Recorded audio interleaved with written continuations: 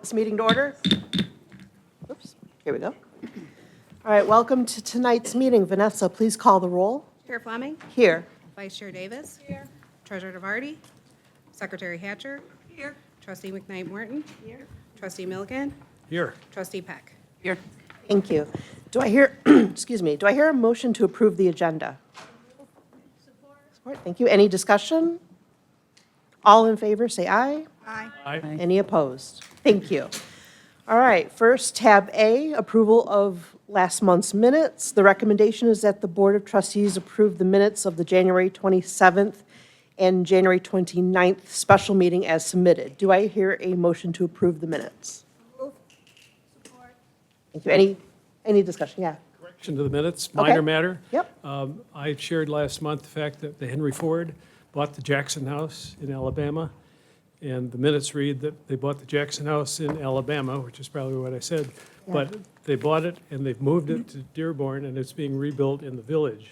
Always being So rebuilt. the in village. Jackson Okay. House on June 11th will open in Dearborn to public visitations. Okay. So, yeah, we'll correct that. All right, thank you. And I was just on my way to Alabama. I was afraid of that. All right, so any other discussion on the minutes? All in favor, say aye. Aye. Any opposed? Thank you. All right, first up is our citizen participation. First, we will hear from the WCCEA, Ms. Fournier. Welcome.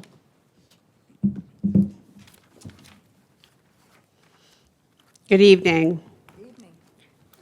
As I was preparing my remarks today, I decided to take a little bit of a different direction and focus on an issue that's not new, but one that appears to be at the root of many of the concerns that we've brought forward in recent months. WCC needs clear, intentional communication plans whenever changes to student services or instructional initiatives are introduced. A well-developed communication plan would have been invaluable during the TIAA situation we discussed at our last meeting. Much of the confusion and frustration could have been avoided with clearer, more coordinated messaging from the outset. I'm a communication person, so I've done this a lot. I split my career kind of between the classroom and administrative roles for the last 23 years. So I've done this before. And what we need to do is ensure that initiatives are clearly understood and effectively executed from the get-go. Too often, it seems like the communication on how, if it's staff, it's faculty, if it's students, whoever it is an afterthought. Oh, wait, we need to tell these people, or we need to make sure that we tell everybody. As a result, faculty and staff spend significant time simply trying to determine what's happening and what is expected of us.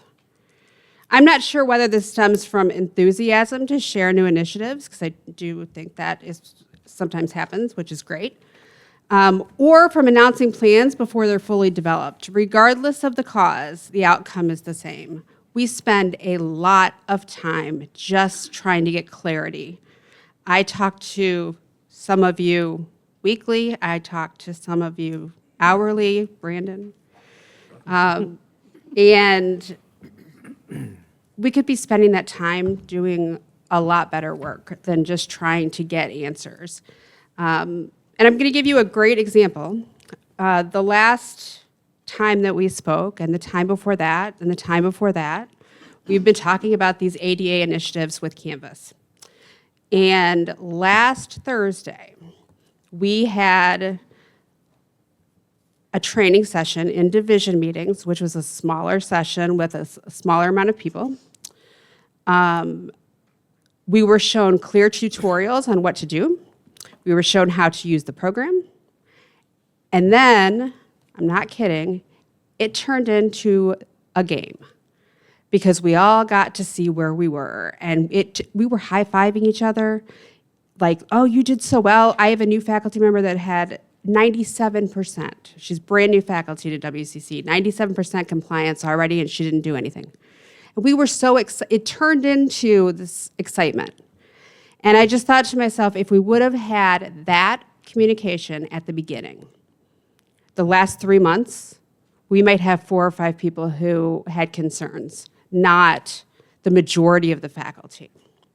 And so I realize that there's times that we can't know all the answers or how everything is going to work at the beginning. But I think a clear timeline of when to expect work to be completed and when we're going to get the information that we'll need to complete it is always helpful. So I wanted to share that I was thrilled to see how the meeting went with the ADA. I talked to the other divisions and everybody kind of had the same experience. And I think that we've come to, at least with that issue, we've come to a realization that it's not nearly as large as we thought it was going to be, and that we do have tools that we can use. So that's great. So in closing, I strongly encourage the college to prioritize the development of clear communication plans before launching initiatives. Clearly outlined expectations provide practical guidance, ensure that all stakeholders understand both the what and the how from the start, and taking time to get it right the first time will prevent unnecessary disruption later. Thank you. Thank you. Okay, so more public comments. I have one sign up for Mr. Haley. Are you ready? Come on up.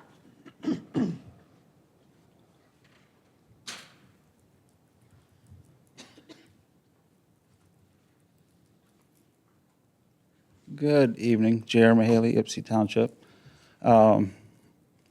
Last time you mentioned you're doing the EV project with the VW.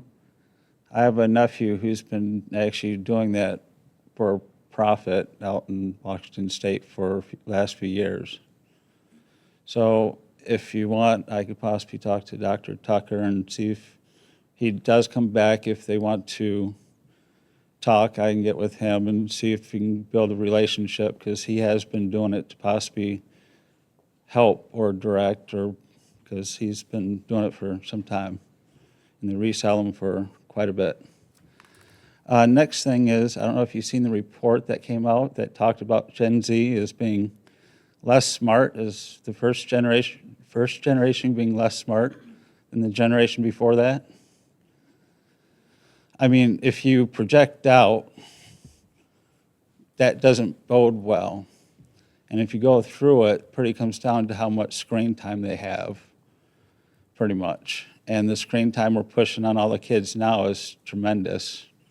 And having AI things, yes, it's nice to have AI little thing, they call them in Ypsi schools now or whatnot, to help tutor the kids. Eventually what's going to happen, the kids can prefer to listen to that than any teacher. That's what's eventually going to happen. They're not going to want to listen to teachers at all. They're just going, why do I have to listen to you? I just got it right here. This can help me do what I got to do. That's where this is leading to. And then the last thing is, you know how there's an advanced center for mobility? There should be a center here in Washtenaw County, advanced center for manufacturing, where it can be a true place between manufacturers and the school, that if they want specific equipment in place, they can bring that in and say, this is what we need them trained on, and what, you know, so they can actually have some leg in the game, and it'll be better, because I don't know if you notice, all our electrical system across the country needs work. We need people who have the skills to build transformers, substations, all that stuff. Or I don't know if you noticed that it takes 3 to 4 years to get a fire engine for a city. Okay? We need people who are capable of building those and cutting those times in half. I guess there's a big contract now with the government, with some companies, wanting a lot of welders, a lot of electricians, because they've got a contract to build so many submarines for so many years for the next 10 years. They need these people. They don't need robots. They don't need AI. That's what I'm saying. As a college, you built yourself as being a blue-collar trade school. It's nice to go along with that. But imagine if you guys can make yourselves the premier nationwide trade school, by creating something that nobody else ever has or had. Okay? It's your time. Thank you. Thank you so much. All right, Vanessa, did we have any written communications? There was none received. Thank you. All right, moving on to special reports. First, our mission moment. Trustees, in your green folder is our full mission statement, but I'm still going to read the abbreviated form right now. Our college strives to make a positive difference in people's lives through accessible and excellent educational programs and services. And for our mission moment, we have VP Marusi. Hi. Thank you. Good evening, trustees. I'm here today to talk about a recent event that we held at the Morris Lawrence Building on behalf of Domino's. They ended up holding their national conference for their IT technology staff from across the country with 500 people that attended at this event. It is our largest revenue-generating and attended conference that we've had outside of the trades ever. So we are so excited about that. And, you know, Patrick Downey and his team do a fantastic job, as you all know. But I just wanted to make sure that, you know, as part of our mission, we reach out to employers and we work with employers. And they also work with us to provide certain services and availability of our facilities, et cetera. So I want to give a big shout out to Patrick Downey and his staff because they did a phenomenal job along with Warren and the whole media services group that facilitated this. So, thank you. Thank you. All right, next up on our agenda is the Reconnect update. President Blanca. Yes. This past January, I had an opportunity to talk to the faculty and staff and share with them the job that we have done, they have done. When I say we, I mean we have done in terms of Reconnect program and the success of our students. And as a result of that, I would like to introduce someone who, I'm going to say who you are, Jason, who is, of course, a good friend of ours, State Representative Jason Morgan. He is currently serving his second term in the Michigan House of Representatives. He serves on the House Appropriations Committee and is the vice chair of the Transportation Committee. Representative Morgan is dedicated to public service and also dedicated to creating opportunities for everyone to get ahead and to succeed with affordable living, quality education, and good paying jobs. Aligns with our mission, right? He is the son of a commercial fisherman and a union laborer, and Representative Morgan was raised in Peconic, Michigan. He worked part-time, and thanks to state and federal student aid, Representative Morgan worked his way through college as a first-generation college student, earning his bachelor's of political science from Northern Michigan University. He later earned his master's of public administration from the Gerald E. Ford School of Public Policy at the University of Michigan. Before joining the legislature, Representative Morgan served 6 years as a Washtenaw County commissioner, and he served in various leadership roles at the state and federal government, including with both John and Debbie Dingell. And as you know, Jason Morgan worked here at the college maybe for, 10 years at least, both beginning our government relations program, teaching us everything that he knew about government relations, and also eventually became a faculty member here. So with that, I have the pleasure of introducing Representative Morgan.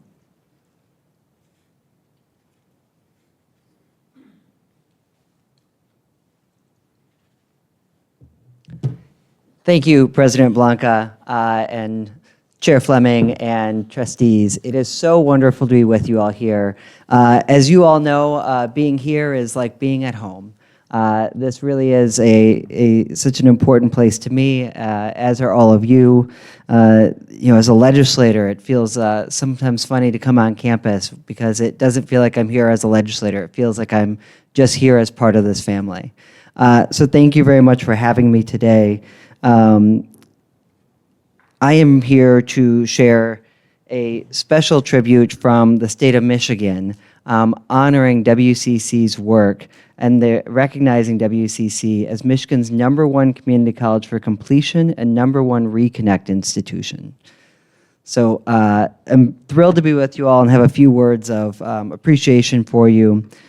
You know, the big thing for me here at WCC is that the magic of this place has never been the buildings or facilities, which are always wonderful, but it's the people.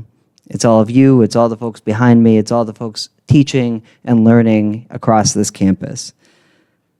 The success of WCC is certainly not accidental, so I definitely want to recognize, in addition to the amazing faculty and staff here at the college, the Board of Trustees, who, when I was a staff member, many of you were here back then, a couple new faces, really were providing and continued to provide that stewardship for this amazing institution and everyone who is a part of this place. And certainly President Blanca, you know, we've seen some incredibly challenging and changing times in higher education and in the state and country over the last 10 plus years. I won't say the exact number, but it's a good chunk of time. But having that stable and visionary leadership that we've had here at this college has continued to put WCC at the top of every list in the state consistently for a heck of a long time. And that is no small feat. WCC has always been the place where people come to take a chance in themselves.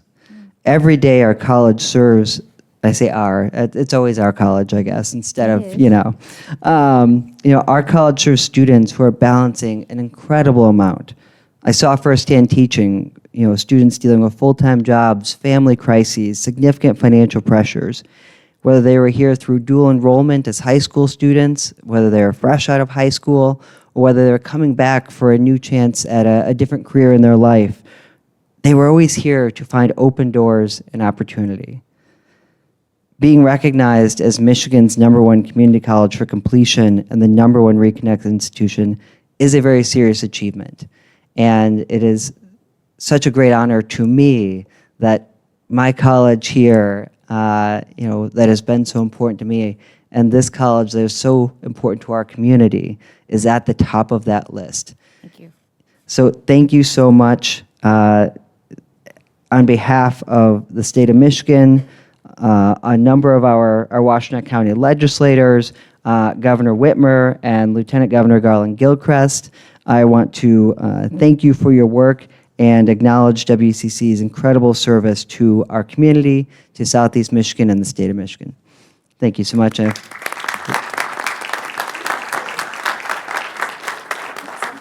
I have all the board members stand up and go over to the... Oh, okay. Didn't know we were doing a photo op.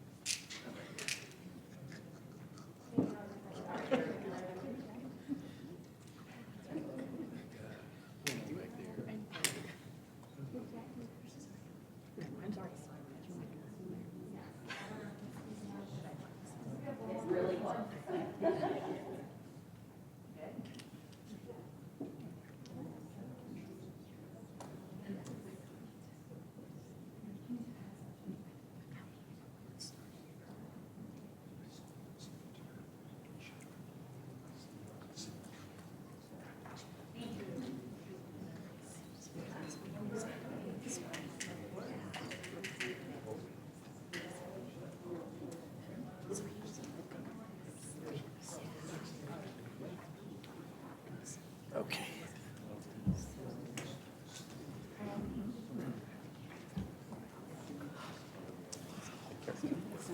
This is amazing.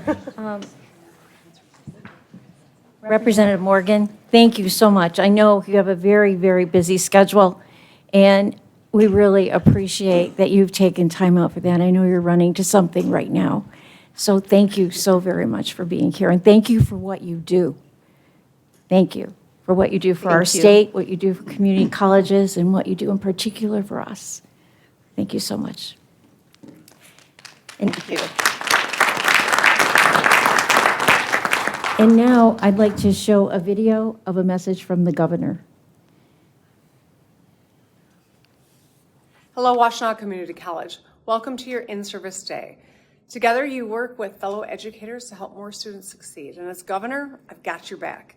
I'm proud of the historic investments we've made through the Michigan Achievement Scholarship, the Community College Guarantee, and Michigan Reconnect to lower the cost of higher education by thousands and help tens of thousands more Michiganders get college degrees and skills training certificates. Washtenaw Community College has been a great partner, focusing on providing an affordable, high-quality education to help students get the skills they need for good paying jobs. You have more Reconnect graduates than any college in Michigan. Approximately 10% of Reconnectors are your graduates. As a result, you now lead the state with a 33% graduation rate, the highest among Michigan Community College. Thank you for all that you do on behalf of the state of Michigan. This in-service day, let's roll up our sleeves and get back to work so every student thrives. Thank you.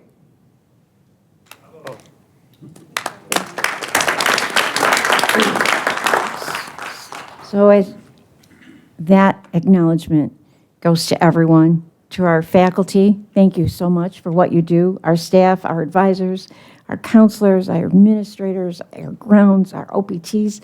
It goes across the board. Every single one of us helps make this a better place for our students.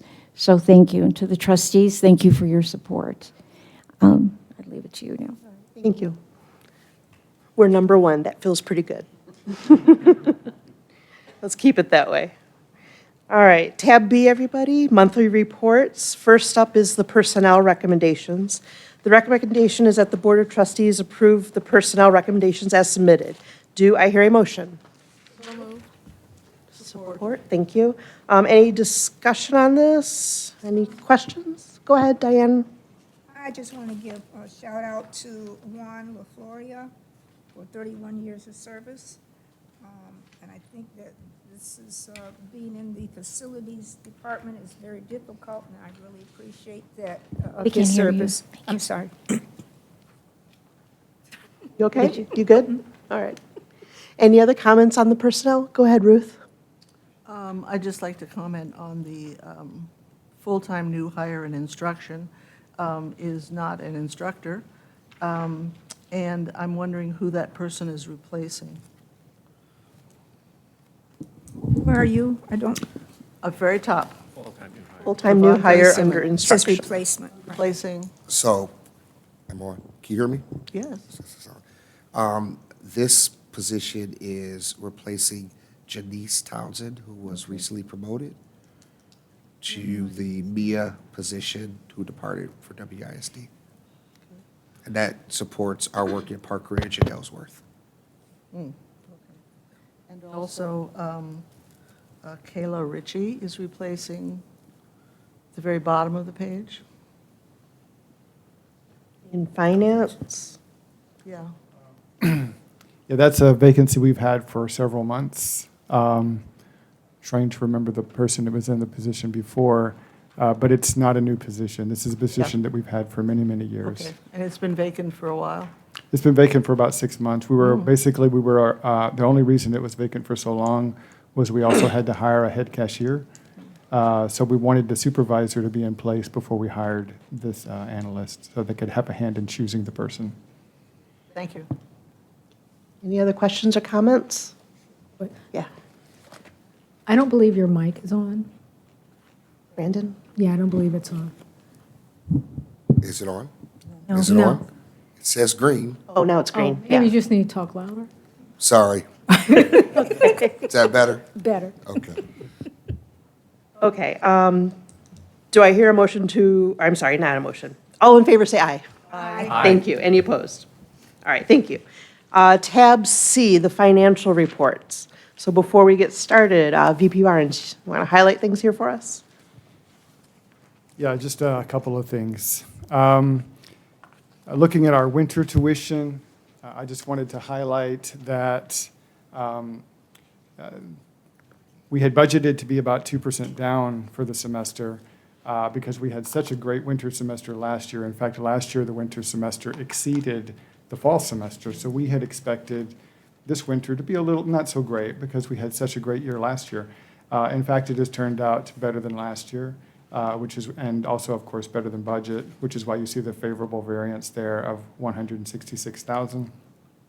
That, combined with the fall being up, also resulted in student fees being in excess of the budget as well. Local property taxes, you'll see that $420,000 in brackets. That is only a timing issue. We try to time out exactly when we're going to receive payments from each township for property tax revenue. So we were slightly off in the month of January, but we've already collected those property tax revenues in February. Very little change in state appropriations and trade partnerships versus what you heard last month from Executive Director Hunholz. So those are roughly the same. Investment income also continuing to do well. We had budgeted for interest rates to be at about 3%, and they've been higher than that, as most of you probably know from the press and your personal accounts. In terms of other, we've done an additional police academy, which is why one of the reasons, the main driver is that's higher, that $281,000. And while I'm talking about that, I'll also highlight below in the expenditures area, you'll see a $150,000 number in brackets under advanced technologies and public service careers. That's also related to the police academy. So just wanted to highlight there's more revenue in that line, but there's also more cost below because we did an extra session.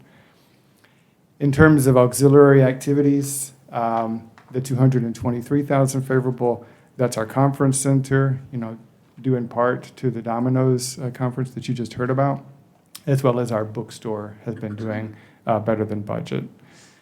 In terms of our expenditures, some of this is due to timing. You can see here that if you go down, the total expenditures right now it's showing $5.477 million favorable. That is not all in the bank, if you will. That's partially timing. So some of that is spending that we thought was going to happen in the first 7 months of the year, but will in fact happen later in the year. Some of it also is related to vacancies and spending, but only a portion of it is related to that. So, in terms of the capital report as well as the investment report, there's really very little change versus last month on those as well. But I'll entertain any questions. Questions for VP Barnes? I'd like to move that the Board of Trustees receive the financial reports for January 2026, General Fund, Capital Fund, Combined Schedule of Investments, all funds as submitted. Do I hear a motion? Support? Support. Thank you. Any further discussion or questions? All right, all in favor say aye. Aye. Aye. Any opposed? None. Thank you. All right, moving on to tab D, the Facilities Development Report. VP Whipstock, what you got for us? All right, good evening. Review some of the more notable projects that we've been working on. Oh, there it goes. Rapid roll-up door. Second door is due in spring. Hopefully during the spring break, we'll be installing it. But as of now, it's still under development, or they're building it. OE clean room demo has been completed. Construction will be starting here actually this week. Student center restrooms, all the demo's done. We're actually starting to put up the tile. All repairs have been made to the piping, and we're in the finishing stages. It's due to be complete at the end of March. Walkway lighting, as the weather breaks, we've been getting back on that.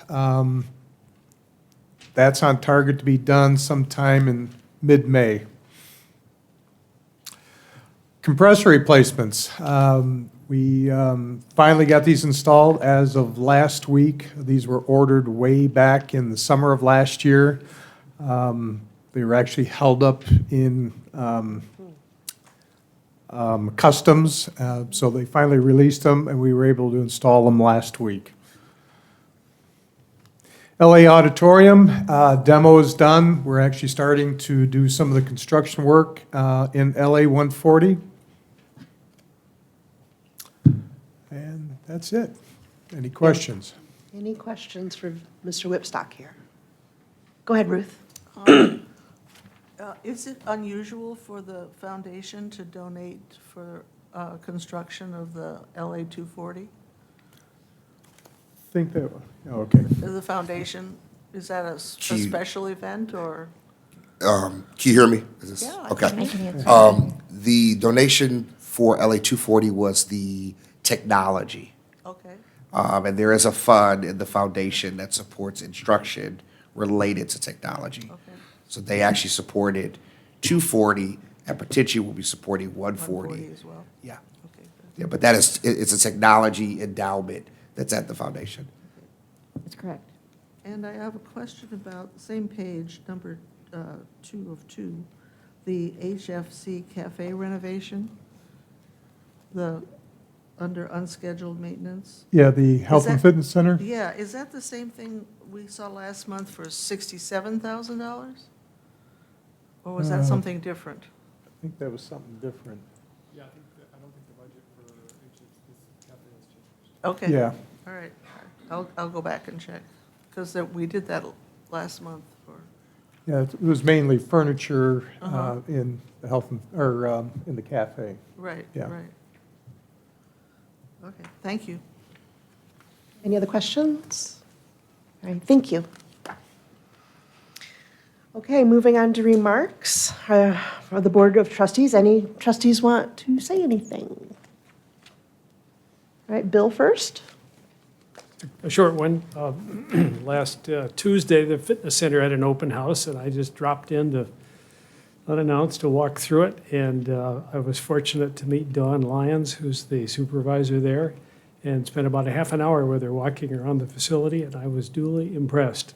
It had been several years since I'd been into the fitness center, but the volume of members that we have there, she spoke highly of Terry and her relationship. Very impressive, and we've got a real asset on our hands. I was proud of it. Hi, Dave. Again, this year, I was honored to represent the college with the president and chief of staff, Vanessa Brooks, and other board members, and our legislative director of government relations, Eric Keller. And I thought we had a great deal of positive impact. It was really, I think we get support from both sides of the aisle because our mission and the multitude of different ways that we provide access to higher education and community development and just everything we do at the college touches so many bases that we get strong support from Republicans and Democrats both. I want to call out our staff that produce prepared pages that give information that's tailored to each of the congressional districts of the congresspeople and staffs that we meet with. And those individually tailored information handouts are so concise and really bring it home to those representatives because it shows how much of an impact we have in their district to their constituents. And I really want to thank the staff. I showed those sort of things to other community colleges representatives and to the ACCT people, and they said, wow, those things are great. Everybody should do that. So I just want to thank the high quality of our staff in producing information that makes our job easy, and Director of Government Relations, Eric Keller, new staff person, who is tremendous. I think we're in really good hands with somebody like that leading the conveyance of the information to support our mission and to get support from Congresspeople, whether they're Republicans or Democrats. Very sophisticated presentations. And Chief of Staff Vanessa Brooks, President Blanca, want to thank you, and all the trustees that were able to go. I think we did a great job as a college, and we delivered a message that really resonates about all community colleges throughout the country. I want to thank everybody. One other item, not as important, but still very important. So we have this art exhibition here at the gallery, and it brings students from throughout the public school systems, throughout our region to display stuff. And there's a reception this Friday from 5:30 to 7:30, and there will be a lot of students there with parents. And it's just a wonderful engagement of young people not ready for college yet, many of them not even in high school or junior high, to be on our campus and to engage with our college and the facilities we have here. It's a wonderful open house, or what do you call it? The closing reception is what it is. I encourage everybody, if you're able to make some time Friday evening, to drop in to that. It'll be a really interesting event. What are the hours? Thank you. 5:30 to 7:30, right here at the gallery, here at the Morris Lawrence Thank you. Building. Any other comments from the board? I would just ditto what Trustee DeVarty said about our Washington trip. I think we did good work. And yeah, we do get compliments on our data and our documentations. The staffers that we've met with, they also said, thank you for the data, because it helps their congressman, it helps the representative, with their arguments on the floor, or speeches, or things that they do. And one of the things we need to follow up with is maybe some student stories so that they can use that to help with it. But yeah, it's an exhausting 3 days, but we did good work there, having those touch points with our representatives. So thank you for letting us go. Thank you for letting us do the work. Well, thank you for doing it. All right, President Blanca, go ahead. Well, since we're all thanking each other about that trip, I'd like to thank the trustees for attending.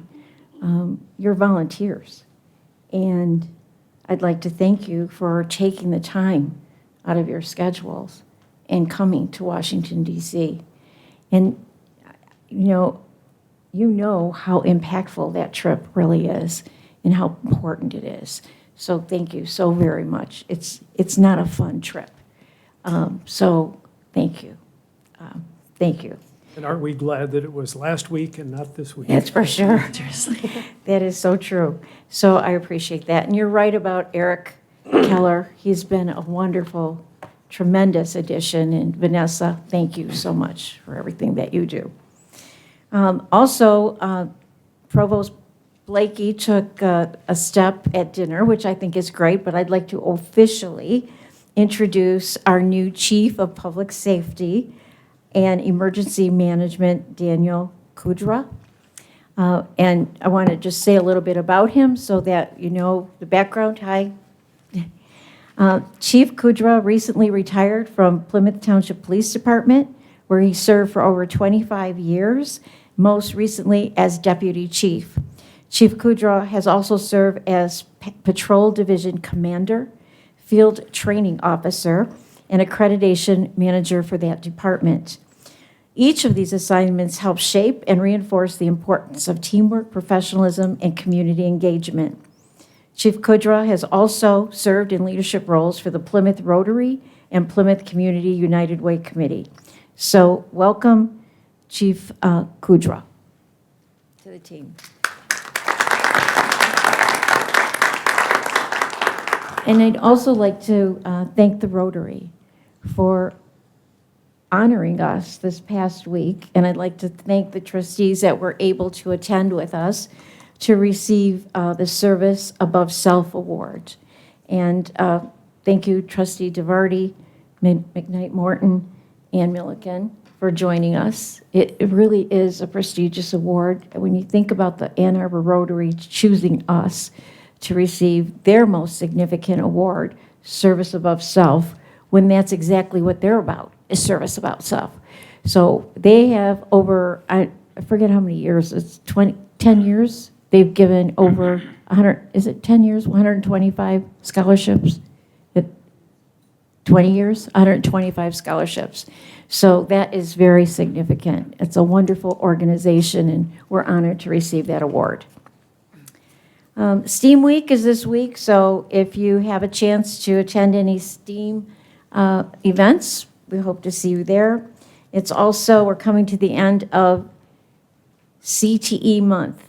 Now, CTE month, this is very important. There's CTE month is something that's celebrated all through in every age group, but there is a difference with CTE at the college level. Because CTE at the college level, as you know, at this point, we are taking our students and bringing them to the next level of employment. So that's very significant. So thank you for celebrating that with us. Anyway, that's it for my comments. Thank you. Thank you.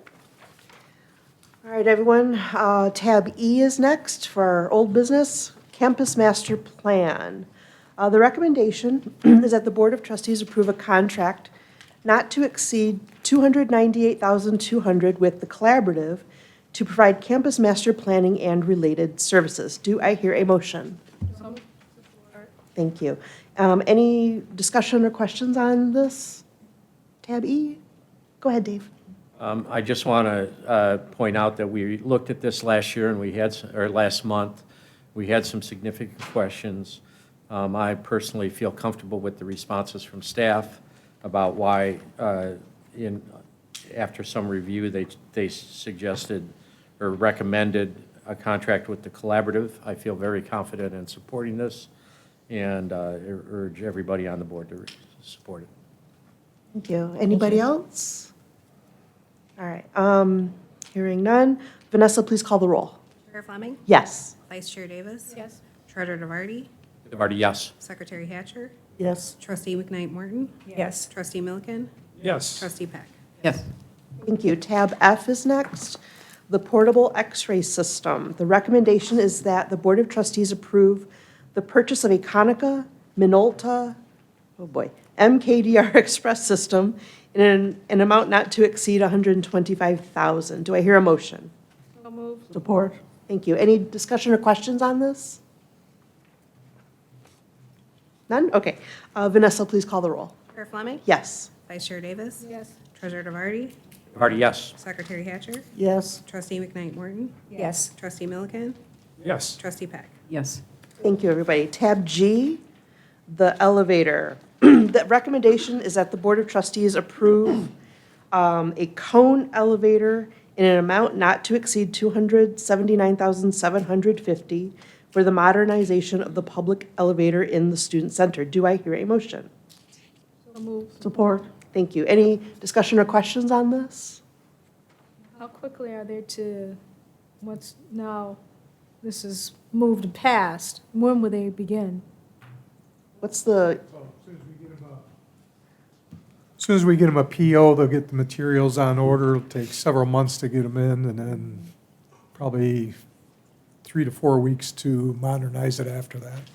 So when it's all said and done, close to fall then, it'll be ready, or? Midsummer to fall, yeah. Okay. Okay, cool. any We all other get a questions? free ride. I'm sorry? We all get a free ride. Sure. Free rides for everybody. Go ahead, Eileen. One question, the last meeting, we talked about the need to replace multiple elevators on campus. Could you refresh my memory about the schedule to replace all of the elevators? Right, so in the student center, which are the oldest ones that we have, we're starting with the passenger elevator because that's the most problematic. Right. Then we'll move over to the freight elevator, and that we are going to coordinate with the generator, because we want to put the freight elevator on the generator. That way, if we lose power, it still operates. After that, there's 2 elevators in the LA building. One has already been upgraded about 3 years ago. Then the next one would be the second elevator in the LA. And then shortly after that, then we'll head over to the T&I building to get that updated. And over what period of time do you expect? About 3 years, we're estimating. Okay, thank you. Any other questions? None? Okay. Vanessa, please call the roll.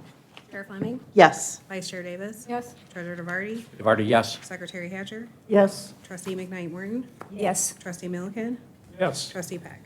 Yes. Thank you, everybody. Tab H, the web refresh.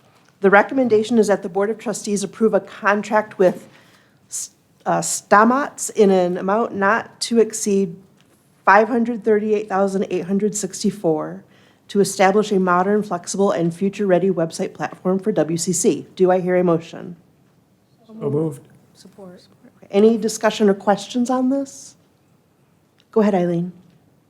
I don't really have any questions, just a comment. It seems like an enormous amount of money to be sending out of the county. Any other comments here? All right. Vanessa, please call the roll.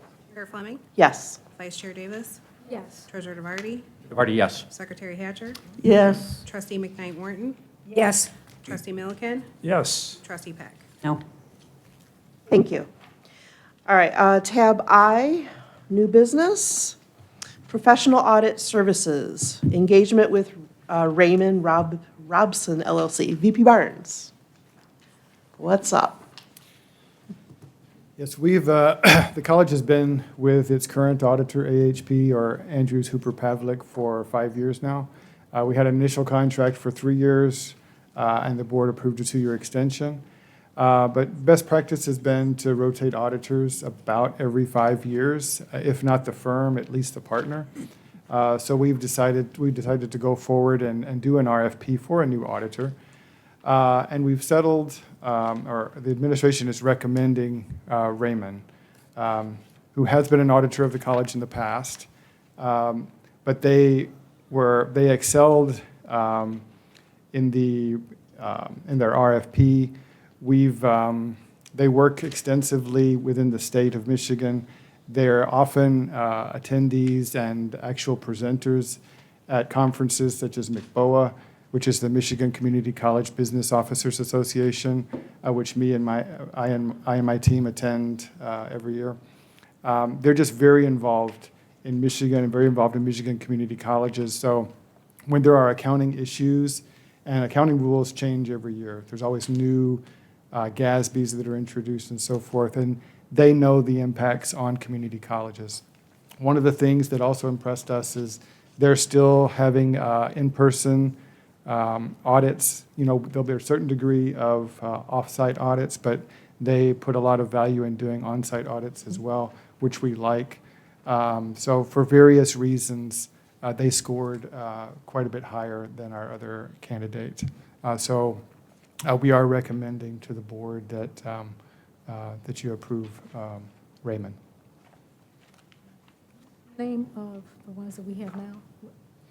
AHP is Andrews Hooper Pavlik. Okay. Go ahead, Bill.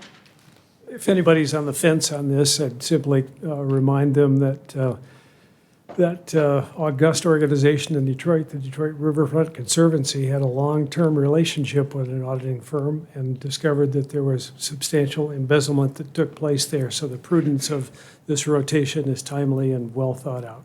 Thank you. Angela and then Dave.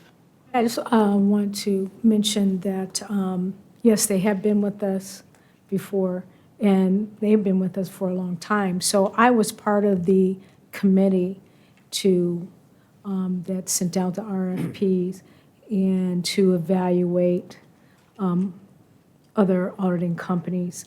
And we ended up getting who we have now, and they're good, and as well as Raymond is good. And I'm happy to see that they have come full circle because they are an excellent company. So I'm happy to hear that they rose up even more because they didn't quite come in at the time in which we had interviewed. So I'm happy to hear that whatever measures they had to take to uptick their skills or whatever, they got it done. So I'm happy to hear that. Dave, and then Ruth. Yeah, I was fortunate to be part of the review process and looking at the proposals and the discussion of the committee about the ratings, and I think this is a sound decision. It's a sound decision to bring Raymond back in after a 5-year absence and rotate out our team of auditors. So I strongly support this. Thank you. Go ahead, Ruth. Yeah, the rotation. I remember being very concerned about that several years ago when we were just renewing a contract. So I'm glad we give consideration to the change and the rotation. It's healthy. Agree. Go ahead, Eileen. I know that this is a 5-year contract. As a part of the contract, does Raymond understand that they will be rotated out at the end of that? We didn't explicitly say that. I think because they've worked with us before, they probably have an idea of that. But when we were with AHP, I let them know that I didn't tell them they could not bid, but I said we had a strong preference to rotate. So, Thank you. Any other questions here? Oh, go ahead, Ruth. I'd just like to say that the last 4 votes or 5 was more exciting than shopping on Amazon, so go ahead. Well, this is new business. We don't have to vote on this tonight, so, $1 million here and there is no big deal. yeah. Okay. Cool. Thank you. Let's move on to tab J then. The recommendation for discontinued programs, EVPI Tucker, what you got for us? Good evening. Each February, we bring to the board both discontinued programs that we're recommending for discontinuance, as well as new programs that we're recommending for approval. Just to remind the board, there are 3 essential categories that we place as levels of program discontinuation. Type 1, discontinuation with continued course access, thus meaning that we're shuttering a program, but we're still allowing for those courses. They may remain in other programs. Type 2, which is a discontinuation due to a substantive change. That would be a change in degree type, maybe moving from an Associate of Arts to an Associate of Applied Science. In this case, students generally transition to the updated credential. An example of that would be our construction program that we relaunched a few years ago. And then type 3 are full program elimination, where that program fully goes away due to low enrollment or limited completions, or just simply lack of demand. In all of these, we always look to make sure students are supported through completion or transition right to an alternative program. We have before you 7 programs tonight that we're recommending for discontinuation. The first is Advanced Certificate in Industrial Electronics Technology 2. This certificate experienced persistently low enrollment and really produced only 1 completion over several academic years. Demand just went away. And at the time of us recommending, there are no active students in this pathway. Second is our Associate of Science degree in Construction Tech. You might remember we relaunched this program, I think now 2 years ago, and this is the former program that saw a pretty rapid decline over a number of years, 76% to be exact. And at the time in which we suspended enrollment, there was only 1 student in that program. Now that program is back as an Associate of Applied Science and now has nearly 100 students. The remaining student completed all program requirements during the phase-out period. Our third is our Advanced Certificate in Cabinet Making and Millwork Technology. Enrollment was a steady decline even pre-COVID, and after COVID, there were 0 declared students. Completions were minimal in this program, and at the time of phasing it out, only 1 student was taking courses that was auditing it. It had no impact to anybody finishing their coursework. Our fourth is our Digital Strategist Certificate. Program review determined that there's been shifts and changes in the competencies needed in digital communications, and they were not effectively scaffolded within the short certificate format. So those coursework that was able to be taught through this program has been reassigned through other certificate programs that are in that division. The fifth is our fifth and sixth, our motorcycle service technology 1 and 2. You might remember we've talked to the board about this. This program has been going through a phase out over the last 3 years. At the time that we started the phase out, it was consistently low enrollment, limited demand in its final 5 years. We did support all those students throughout the phase out period to make sure they got all the courses they needed to be able to graduate. There simply was a lack of demand. A lot of Harley Davidsons and others are now training those students themselves. Trustee Hatcher. This goes for the web database programming as well. And the other the ones that you mentioned, you had a number of students, 0 students, 1 students, over. And here, we just have a limited number, a small number, and so forth. It would be nice to have real numbers. You know, there were 2 students, there were no students, there was, you know. Yeah, I can get you the exact numbers. I don't need them right now, for the but remaining programs. in the future, it'd be nice to have numbers for all of them. Absolutely. Yeah. Duly noted. And then last is our advanced certificate in web database programming. This is another one where enrollment and completion rates were consistently low. And discontinuation allowed for us to really support students who are interested in web throughout some of our other programs. Students were contacted, and we, of course, provided the opportunity for all of them to finish or transition throughout the phase-out period. I think it's important to note to the board as well is that all of these programs, specifically our motorcycle and our web, did impact full-time faculty. The other programs did not. The motorcycle program, we provided retraining opportunities for that affected faculty member. And then in the web, we had a retirement, as well as the remaining faculty was able to teach in other courses in the DMA. So they were qualified to teach in other disciplines within the department. So there was no impact to faculty in terms of layoffs or losing their job. Question before I can answer. So that was.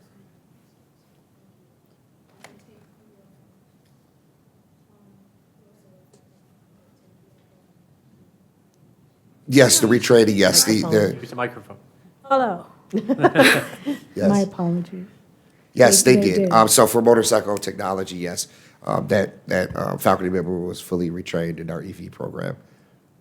Thank you. Bill? And this demonstrates what a forward-thinking group we are, especially with respect to the motorcycle training, because that space has now evolved into the EV lab.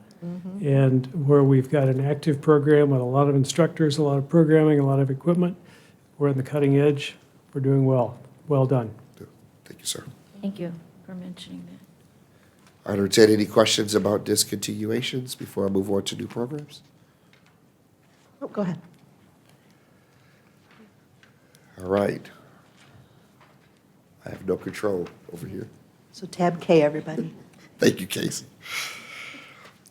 Well, before you are recommendation for new programs. We have 4 programs for the board's consideration. First, our certificate in artificial intelligence applications. Second, a certificate in early childhood administrator. Third, our certificate in paralegal studies. And then our Associate of Arts degree in public policy. The first recommended program is a 14-credit certificate that is going to prepare students for entry-level and/or project-based roles using AI.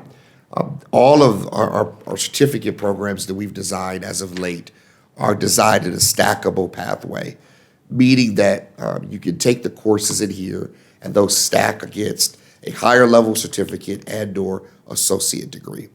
These courses that will be taken within this certificate, specifically within the programming in Java associate's degree. The job outlook is that, of course, we know AI is continuing to grow. There's a 68% increase over the last 2 years of growth in AI-related job postings, not necessarily an AI position, but a job that is requiring or preference is given to candidates that have AI experience. We want to be very clear in starting this program is that we wanted to have this be tailored to individuals that may be out in the workforce, i.e. as a computer user support specialist. Median salary, 61.5, that they're working maybe in support now, and having that additional skill gives them additional potential, earning potential, but then also growth potential within their companies. So this is our first recommended program for approval. Go ahead, Diana. Just a quick question. With this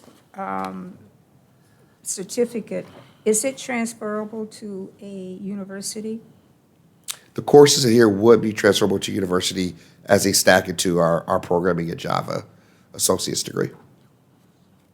Okay, and so I guess what I'm trying to say is that, so like if they, no matter what university they would go to, it could, based on our having relationship with the universities, whichever they would go to, it could be transferable over.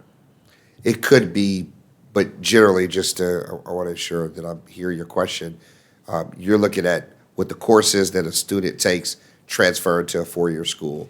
I believe the answer is yes, but it would be more than likely that they would be starting here and then going to, example, programming in Java associate's degree, that then they would have to get that associate's degree to be able to go to a four-year. I guess I'm looking at too, that's great, I like that. But I'm also looking at, so that, do they feel, I just want them to feel that even though they get an associate from here, that they could go on to further their studies to get a bachelor's degree. That's Absolutely. Okay. Absolutely. Okay. Yes, and we're working really hard and actually have, as of recently, increased kind of our focus on growing our articulation agreements with four-year institutions to ensure that we have more options for students. wonderful. Thank you. Go ahead, Eileen. So in the write-up here, you say that you have plans to embed it into an existing associate degree. When do you expect to pull the trigger on those plans? Once this is approved. Okay, thank you. Yep. Any other questions here? Go ahead, Dave. I'm looking at the Associate of Arts in Public Policy, and I note that you put a medium annual salary for social science research assistant. You know, a research assistant, that doesn't strike me as where a lot of the courses align people towards a career in public policy. I'm wondering if there is some other job that you could get medium annual salary for that's more in tune with people working in the public policy arena, either as administrative assistants to government agencies or people working with legislators or legislative staff people, but some other sort of a comparative median annual salary that's more policy oriented. So when we put together a new program, we have a tool called Lightcast. And Lightcast shows us what jobs are available throughout the region. And we scaffold that against what the intent of the program is. And so while the Associate of Arts degree in Public Policy, this is only one position that it would align with. It can align with multiple positions, but for the sake of time and paper, we don't list every one. This was seen as the most closely associated with the courses that are taken within our region. Not to suggest, somebody that's working as an administrative assistant, or we even saw right around the same salary, legislative aides. Specifically in Michigan, those are around 50 to 55,000, depending on the rep or the senator who they work for. Those are kind of the two fields, but this is just one option that we could see somebody going into. Well, thank you. But I think either one of those other two that you just listed would be more in alignment with this public policy degree. But it's cool. As long as I know there's jobs out there that are going to be providing salaries that are legitimately, that people could take this program and find employment at a good salary. Yeah, they are. And this is one unique program in the fact that it is both one that could lead direct to employment for kind of a lower level staffer, but also the faculty as well as our curriculum office really looked across the region. And to my surprise, there are bachelor's degrees in public policy that have been growing across southeastern Michigan. Right, the Ford School here at the University of Michigan. Yeah, and so we see this as a transfer pathway, but also could be an entry-level pathway. So essentially both. Thank you. Yep. Since we kind of drove here, I got to stay here for a second. 60 credit associate's degree, as I mentioned, transfer as well as could be entry-level position. Job outlook is strong across both public and nonprofit sectors. And not just this role, but multiple roles we saw paying at least 50 or more thousand a year. I just wanted to make a comment. Dave, I know that there's a huge demand for replacement workers for, public employees who are retiring. My comment actually is that I think that the program might benefit from the addition of like an accounting or stats coursework. I know that the student could fit those in under the electives that you've assigned to the program. But I do think accounting and statistics is important, and I think statistics would maybe address some of Dave's concerns regarding research. Duly noted. Yeah. And there's room, specifically to your point, in the electives to be able to do that. Yes. Go ahead, Ruth. Just a general question. When we establish these new programs, do we send out sort of a notification to potential employers that we're starting this program and we're going to have graduates who are going to fit into your, be applying for jobs and be ready to help work? Just to let them know that it's a program we have, we're going to be producing students with these credentials, look out for them, kind of thing. Traditionally, for our programs that are leading you directly to employment, we do. This is one unique one that kind of straddles both fences. So it's definitely something that we can look to do. It'll be more like the government or nonprofit sectors within the region. I was asking in general. But not in just general, for- absolutely. Yeah, because when a program is recommended for development, it goes through, of course, all the multiple stages, right? One part of that is looking at the job outlook, and if it's a career program, making sure that there's industry input from the advisory boards. So that would be a kind of our first starting point to say, hey, we've got this new, semiconductor program. Let's tell our employers first. But yes, so we generally do it. This is one that will be kind of unique because we'll be able to reach out to government and say, hey, we've got an opportunity to help you fill your unfilled positions. There you go. Yep. Thank you. Yep. Questions here? All right, going back to kind of round it out. Our certificate in early childhood administrator, this is a fully online 30-credit certificate that's being developed at the strong urging of our early childhood providers. It's important to note that this program aligns with the MyLeap administrator requirements for center administration, as well as qualifies for the Teach Scholarship, so students will have access to additional state funds.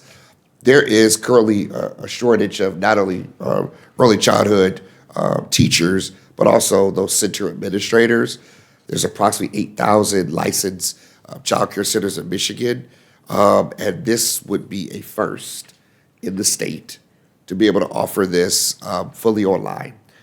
So, of course, our job outlook is that we've got 8,000 centers, but what's really exciting is the base pay is $56,000, which is, of course, higher than teachers or those lead teachers. So we know that from early conversations, this will fill up very quickly. It'll meet a need both in our county and across southeastern Michigan, but also could extend across the state of Michigan. Then lastly, our certificate of paralegal studies. This is a 19 credit certificate that builds upon or lays the foundation and will be stackable within our current Associate of Arts in Paralegal Studies. There is a growing demand for legal support professionals that's kind of entry level. This would be like a legal assistant or an admin assistant in a legal office. Regional demand continues to show that 6% higher than the national average, and the base pay is $61,000.